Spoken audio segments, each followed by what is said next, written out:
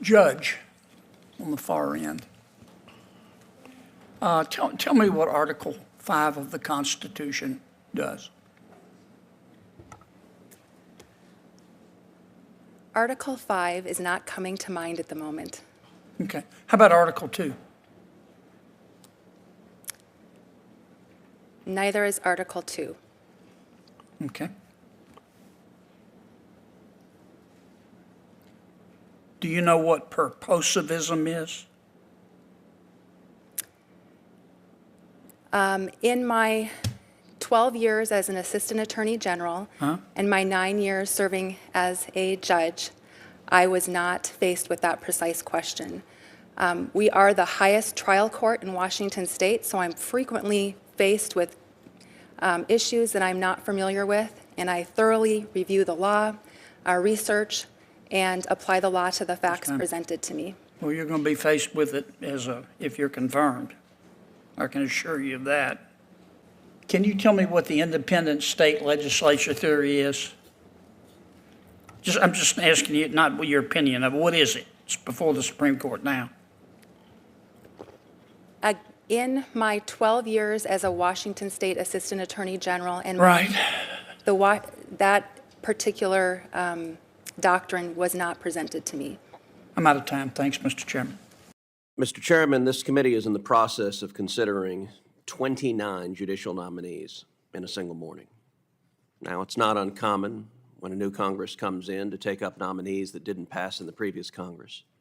But typically, there's a reason that nominees don't pass in the previous Congress, which is they are often the most extreme and most problematic nominees.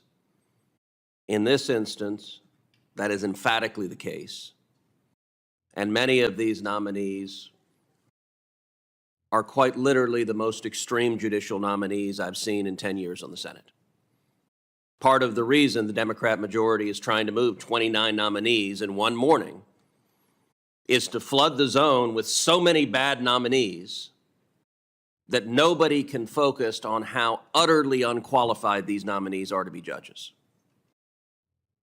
The nominee being considered right now, Nancy Abudu, Senator Lee did a good job of walking through her extreme record.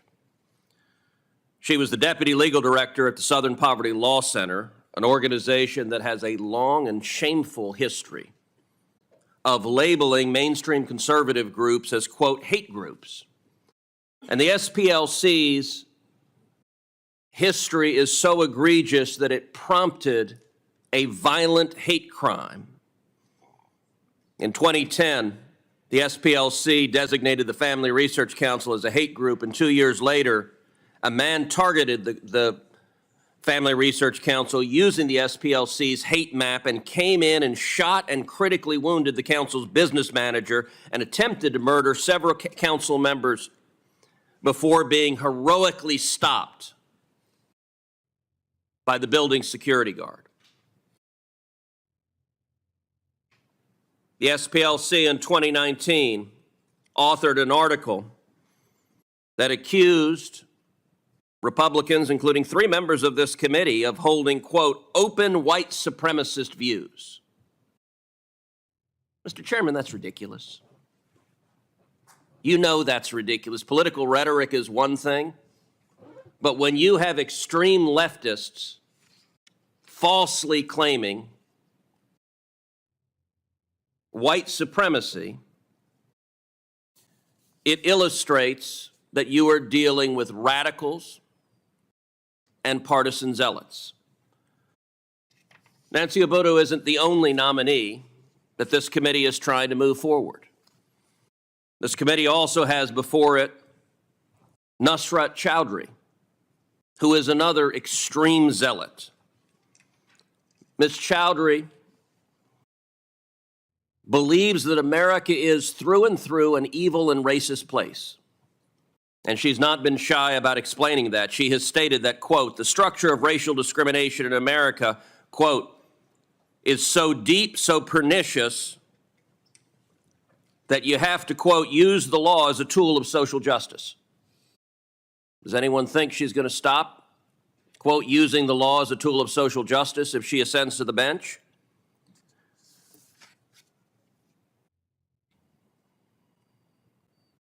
most concerning thing Ms. Chowdhury said is she participated in a panel at my alma mater, Princeton University. The panel was entitled How Activism Informs Policy. And one of the panelists there suggested that police officers kill unarmed black men every day.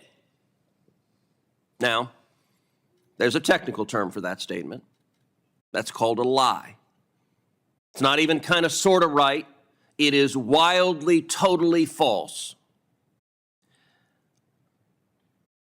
During her nomination hearing, she was asked about a tweet that came from that event which said that she had agreed with the statement that police officers kill unarmed black men every single day. At first, she claimed she couldn't remember making the statement.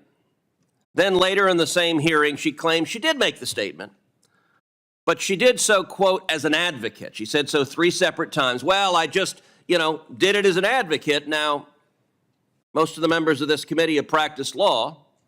The last I checked, as an advocate, you have an obligation not to lie.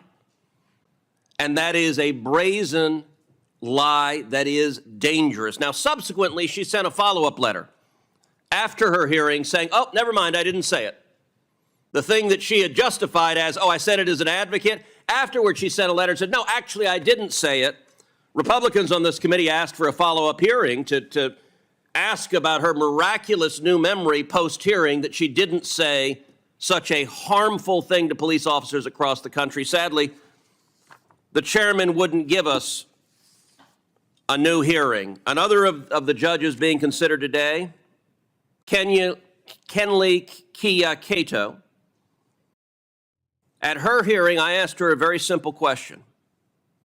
Is racial discrimination wrong?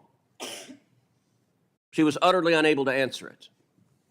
Today's Democrat Party embraces racial discrimination, believes that discriminating based on race, the reason, Mr. Chairman, and you are smirking, but the reason she couldn't answer it is because in law school, she had written an article advocating racial discrimination against Asian Americans. Now, Ms. Cato is Asian American. And she said, and I'm paraphrasing here, I don't have the article in front of me, but she essentially said that Asian Americans who didn't support explicit racial discrimination against Asian Americans weren't sufficiently woke. They weren't sufficiently enlightened. Now, I think that's a noxious position. But that's, of course, why she couldn't answer that racial discrimination was wrong, because she is an advocate for racial discrimination. Another one of the nominees being considered this morning is Dale Ho. Dale Ho is a self-described, quote, wild-eyed sort of leftist. Now, let me be clear. That's not my terminology. That's how he describes himself. He says, I am a, quote, wild-eyed sort of leftist. He wrote about how he's motivated each day by his hate for conservatives. That's the word he used, hate. Now, I want you to pause for a second and imagine. I'm going to ask the Democrat members of this committee to do something, which is imagine you're in somebody else's shoes. Engage in empathy. There are actually conservatives in the state of New York. Now, the Democrat governor of New York said to Republicans in New York, you're not New Yorkers, get the hell out, go to Florida where you belong. There's an arrogance to telling your voters that. But it's one thing when you're an elected official if you want to demonstrate that kind of arrogance, but one would think that a federal judge has a different obligation. So I would ask the members of this committee, imagine for a second you were a Republican. Imagine for a second you were a conservative who happened to live in New York City. And you look up in New York City on the federal bench and you see a judge who's described himself as a wild-eyed sort of leftist, his own words, who is motivated every day, who gets up every day, and what gets him going is his hatred for you. You know, this is the kind of fellow that should have worked at the Southern Poverty Law Center. That's the kind of radicals who this administration is nominating, and yet that is not the kind of person that should be a federal judge. And I'm going to talk about one final nominee that isn't before us today, but that will be soon, which is Charnel Beckelgren. Now, the members of this committee are aware of just how wildly unqualified this nominee was. She's been nominated to be a federal district judge, and our colleague, Senator Kennedy, whose cross-examinations on this committee have now become legendary, he asked her what Article 5 of the Constitution was. And she responded saying, well, she couldn't remember, she wasn't familiar with that. He then asked her what Article 2 of the Constitution was. And she said, well, that's not coming to mind either. It was a stunning display of her lack of qualifications to be a federal judge. Now, to be clear, asking someone what Article 2 of the Constitution is not some obscure legal gotcha. There are questions you can ask about bizarre, hidden legal theories that would be a gotcha, that wouldn't be fair. Not knowing what Article 2 of the Constitution is, which is what establishes the president and the executive branch, any first-year law student who didn't know what Article 2 of the Constitution was would flunk con law.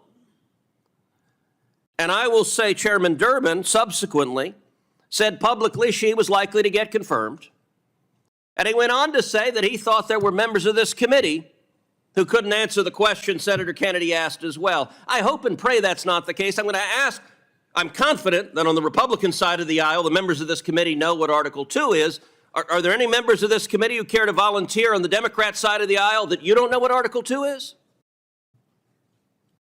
If you didn't, you or I or anyone who didn't know what Article 2 was would not be qualified to serve on this committee. And I will say,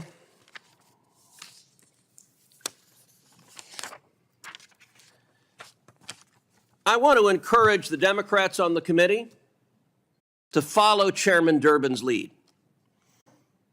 Chairman Durbin, during the Trump administration, explained on a nominee, he said, he invoked what he called the Senator John Kennedy test.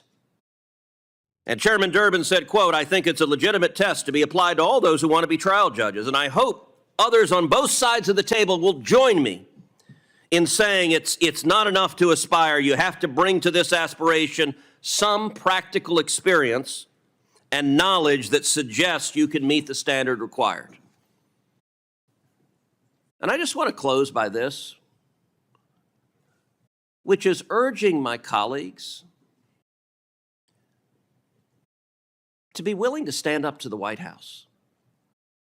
I'm confident that many, if not most of you, actually care about having a qualified judiciary.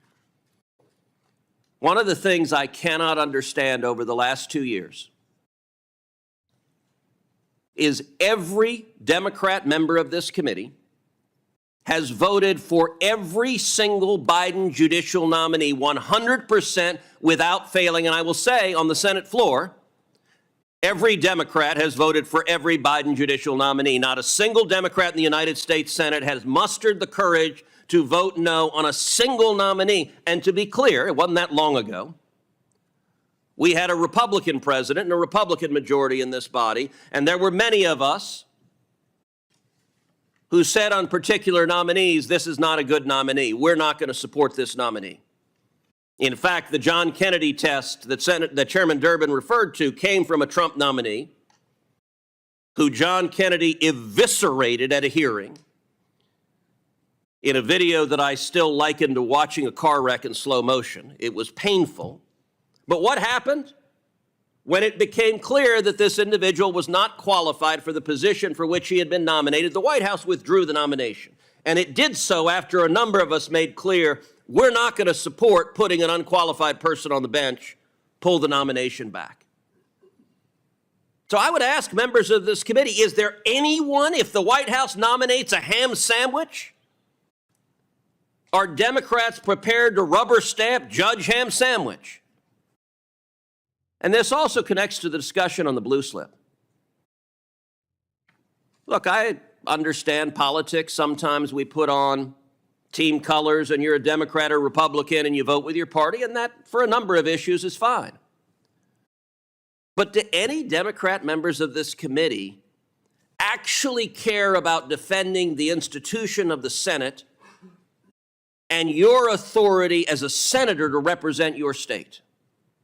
Because the blue slip, fundamentally, it's not even a partisan issue. It is fundamentally about Article 1 versus Article 2. Now, Biden's judicial nominees have no idea what I just said.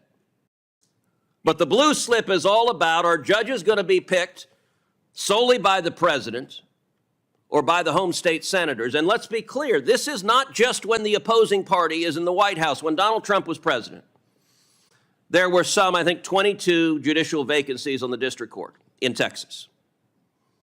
When Trump was president, Senator John Cornyn and I, we have a bipartisan federal judicial evaluation committee that puts out a notice, a call for application, that interviews, that selects very qualified nominees, recommends them to us. I can tell you, during the Trump presidency, Senator Cornyn and I, we met together, we agreed, and for each vacancy, we forwarded to the Trump White House one name. One name, and for every single one the Trump White House nominated, the one name we forwarded. If the Democrats in this committee accede to the partisans who are saying get rid of the blue slip, temporarily you'll do some harm to Republicans on this committee by ramming through some terrible judges. But what you're really doing is giving away your prerogative. Every senator who's not even looking up right now is giving away your ability. I suspect Senator Booker cares about who's a judge in New Jersey. But if the blue slip goes away or is weakened by the Democrat chairman, you know what? Senator Booker's not going to have much of a say in who a judge in New Jersey is. And that's going to be true with a Democrat president or a Republican president. Now, Senator Booker and I may not agree on who the best candidate for a judge is, but I do think if you care about being a senator, putting partisan politics above the prerogatives, above protecting this institution. I still remember the day the Senate, under Harry Reid, used the nuclear option to end the filibuster for judges. And I remember standing on the Senate floor next to Senator Klobuchar. And I turned to Senator Klobuchar on that day and I said, y'all are going to regret this. You're going to regret this. You're going to regret weakening the institution of the Senate. And I said, the result of this, you are going to get more Supreme Court justices like Justice Scalia and Justice Thomas. Now, I said, I'm happy with that outcome. But you're not. And I will say, if you look at the justices that came through, that prediction proved exactly right. Democrats were willing, like lemmings, to jump off the cliff because partisan politics were that high. And so my call, and sadly I say this call with absolute certainty, it will be unheeded, is for one Democrat senator to muster the gumption to say for one of these radical nominees, no, we're not going to vote to confirm a ham sandwich. No, we're not going to vote to confirm a judge who tells people he's motivated by hate. We're not going to vote to confirm a judge who doesn't even know what Article 2 of the Constitution is. We have a responsibility on this committee to ensure that Article 3 judges have the right temperament, the right character, and will follow the law. These judges that are nominated are not going to do that. And the only thing that will stop it will be if any Democrat senators are willing to insist on the barest modicum of standards and to do our jobs. And I hope and pray we do that.